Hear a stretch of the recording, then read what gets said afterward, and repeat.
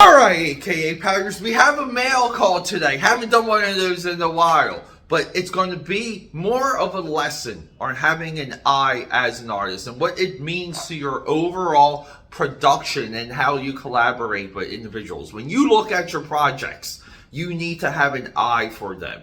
And we're going to use our Crumb as an example. Let's go.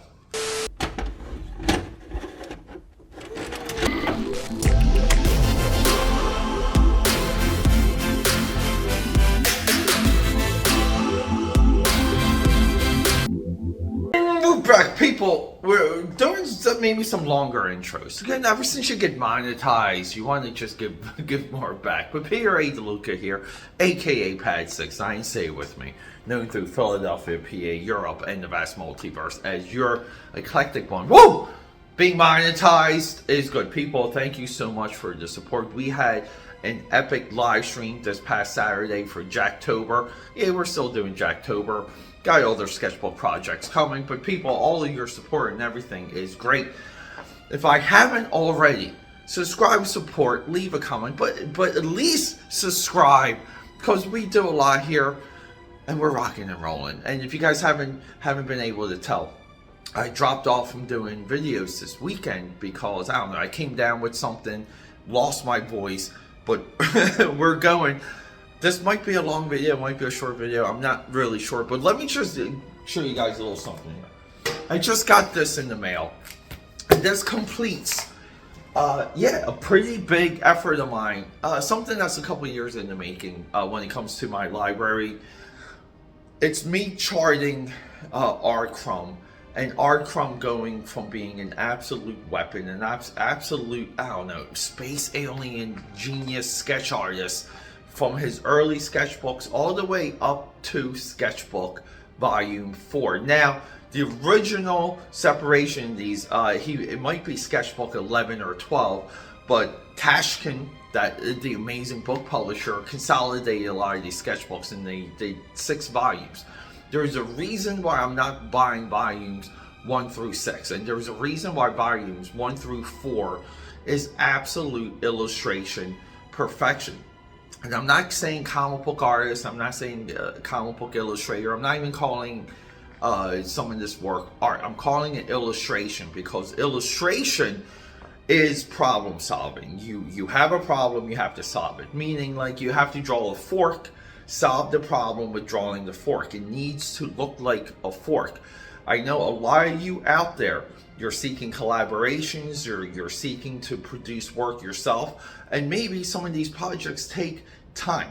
Time rolls on. I'm guilty of this. We're all guilty of this. But along the way, you have to maintain your eye, meaning the quality, the attempt, the experimentation, and exactly what happens between you, the illustrator, and the blank piece of paper.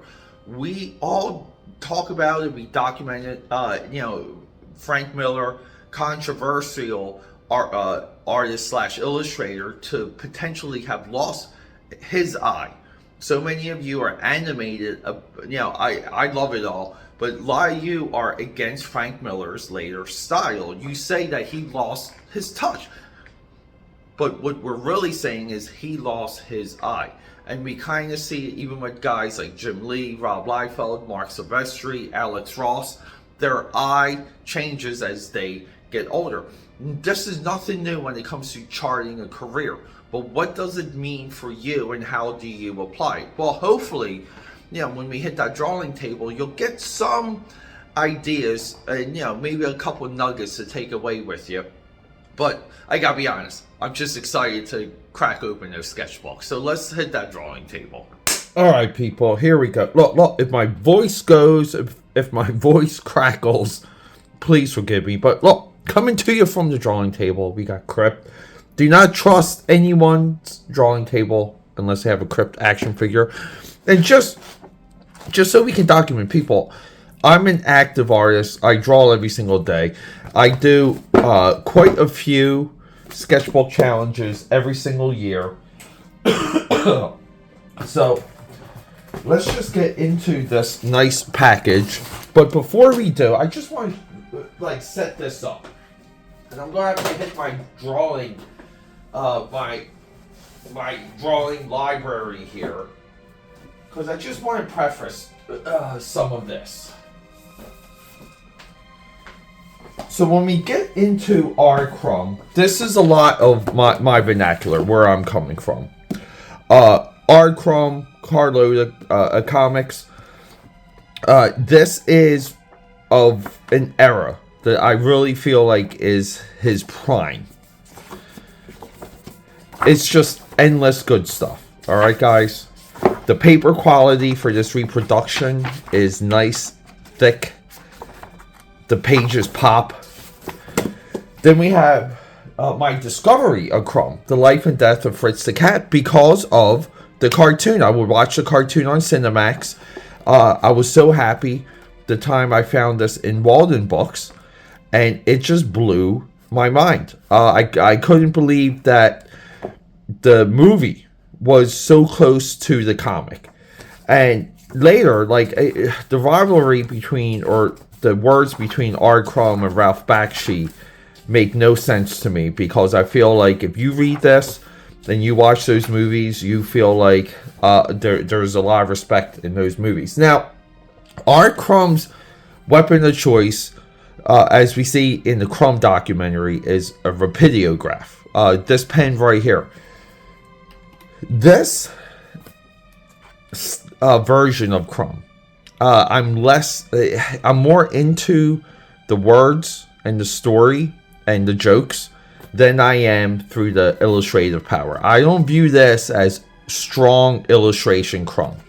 If we go back to Carload Comics, to me this is the strong illustration of Crumb, as weird and racist and misogynistic as it is. But to me, there's a level of expertise, care, and fortitude in every single one of these, not lines, but panels. The panels themselves have a force to them. So, to further some of that, I lent this to a friend of mine, and he never gave it back. Art Crumb Coffee Table Book, art book. But I was later able to reacquire it. This was one of my first educations of just kind of like what a career in illustration looks like. What a flow of it all. From an individual to commercial artists, so on and so forth, right? So, I know some people have said some of the coloring, the reproduction of the artwork isn't great, but I love this book. I still go through it quite often. You can kind of see the pages are loose. That's what she said, because we beat up our binding. So let's just get into what I like to call the Crumb sweet spot. And I'm going to be very careful here not to dox myself.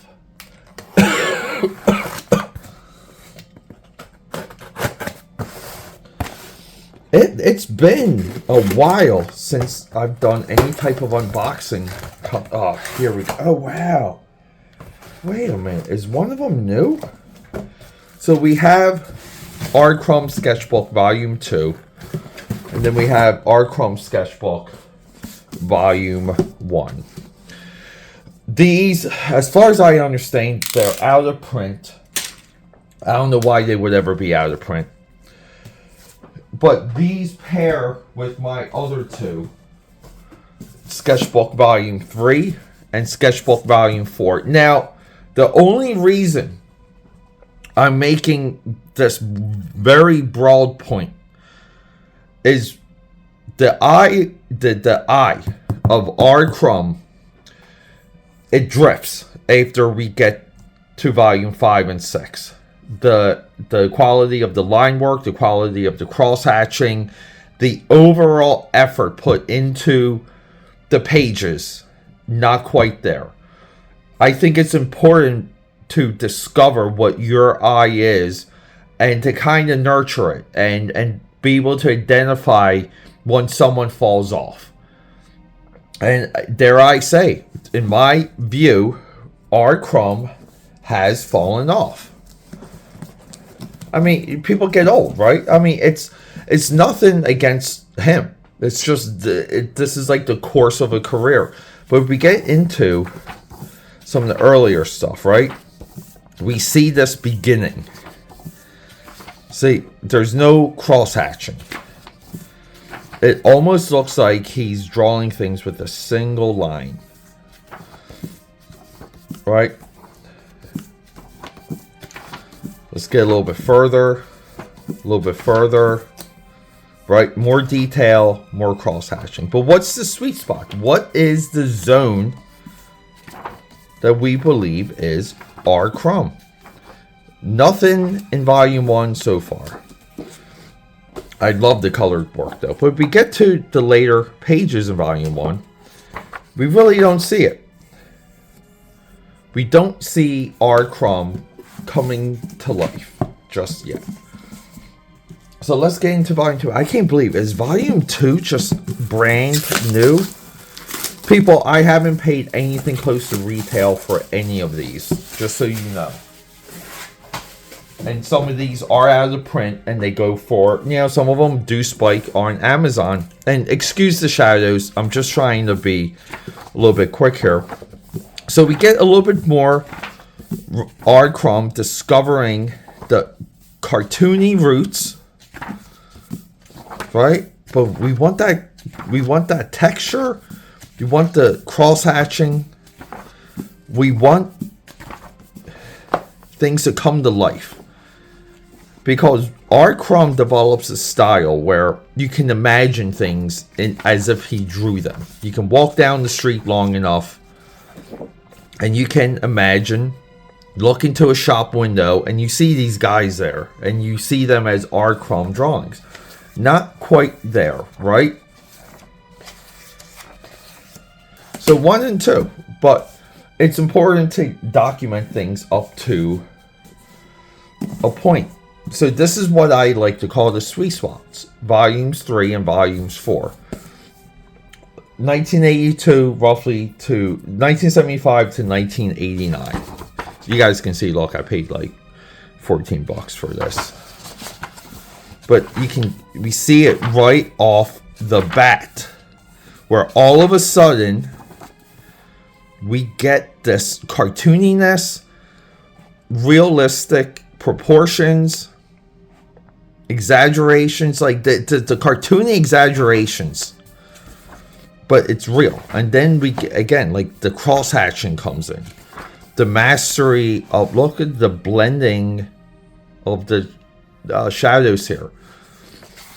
You know, it's like he's able to blur it. He blurs it all together. And this is why we study it.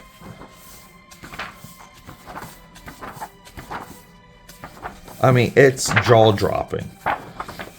But again, like he's doing contour forms, contour shapes, like concaving in, popping out. He's able to, he's almost like drawing light.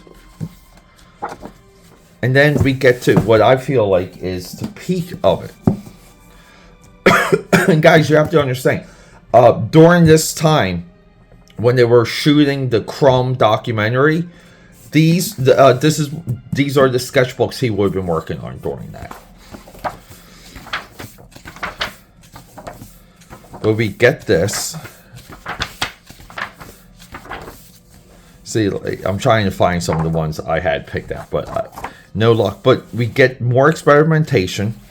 We get more contour.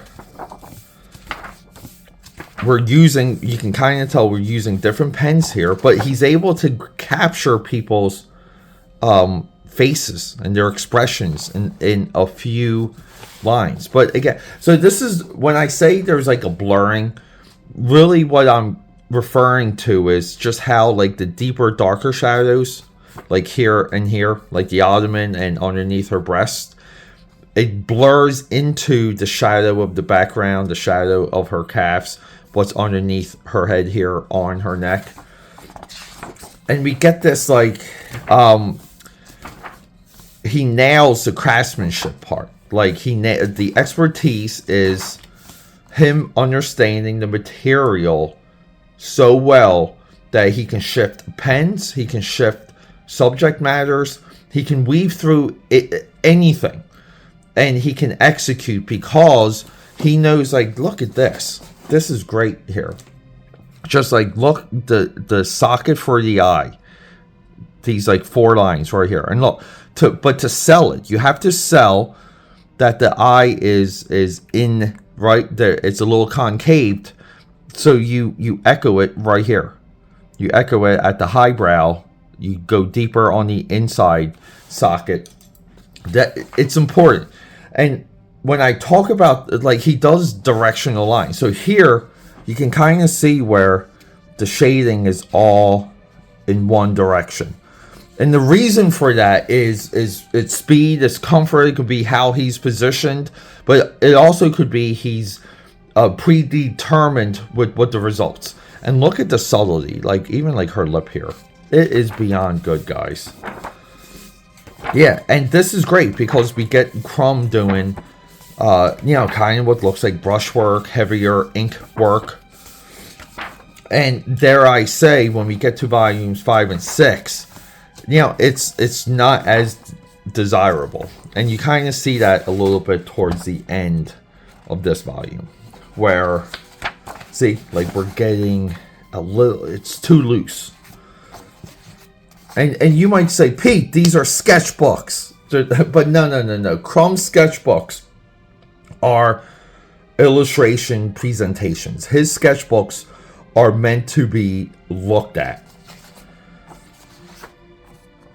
See, it's just not quite there.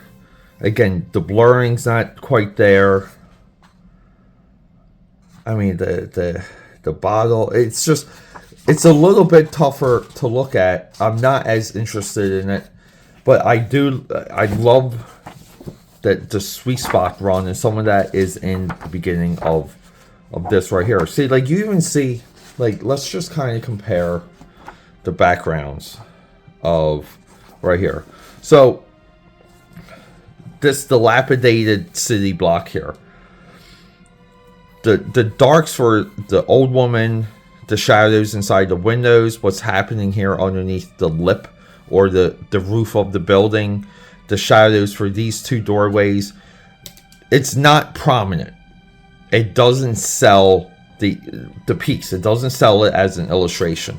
But we go back to earlier and we see how well he nails the darks of the trees, the windowsills here, and the brush right underneath the path of the sidewalk. And already just in 2 seconds of looking at this, you measure the layers. It's like 1, 2, 3, 4, 5, like maybe even like 6 if those trees are in the background. And that's why, again, people, even Todd McFarlane loses a step. Look at this Han Solo gun. That's so great. Everyone loses a step. Athletes lose a step. And it's important. That means, like, and the point I'm getting at too is you don't have to own all of it. Like, you can own what you feel like is a significant sweet spot. And why the heck not? Because I think this here, these 4 volumes, is a absolute valuable case study of developing a style, mastering a style, and phasing out of the style. AKA Padders, I'm about to die. Talking for that long kills me right now. I'm hoping to get through this virus. I'm hoping to get better. I'm hoping to get my fortitude and we stomp this thing and we come back tomorrow. We wake up tomorrow and we're 100% with the Philadelphia sun beaming into our retinas. But people, I love you guys so much. Thank you so much for all of your support. I know there's a lot of you that you guys back a lot of my illustrations, you back a lot of my sketchbooks. You're excited for everything we have coming from AKAPAD.com. Your enthusiasm, and there's so many of you name-wise that are just rolling through my head right now. If I could reach out and touch every single one of you, I would. If I can, let me know. If you need anything, let me know, because I do feel like we are forming. We're formulating, we're collecting, we're gathering the AKAPAD army with the intention of producing. Let's just keep producing, keep going. Oh, excuse me, keep going, not slow down, and get better. Develop a better eye, develop a better vision, develop better execution. Because where you're at now doesn't mean you're going to be in that position tomorrow or next week or next month or next 10 years from now. People, rock and roll all day, all night. Don't forget to flex, hit the gym. And also, I feel like I just gotta say it. Go discover other things than comic books. There's a beautiful world out there. Go experience that and then pour that into your illustrations and comic books. You'll make better books, trust me. All right, guys, I love you.